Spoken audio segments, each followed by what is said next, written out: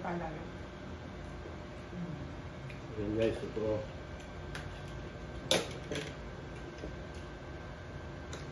Halo ko.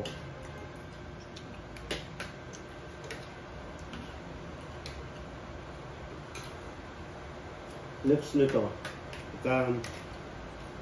tapos yung kumain nito guys, sigurado maghahanap na naman kayo ng panlasang ano, gusto niyo ng medyo maalat na pagkain. Ganun yun ang ano, iwan ko sa inyo, pero sa akin ganun ang ano, medyo maalat na pagkain ng ano, hinahanap ng yung panlasa.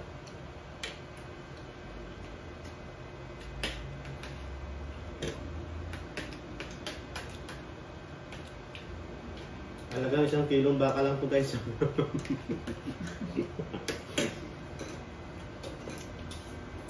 Ang masarap na ulam pa na. Butin dahil kanin. Kanin. Hindi na akong nakakamit. Sinabi ko lang dito niya. Ano ate tayo? Ano? Yun na. Hindi.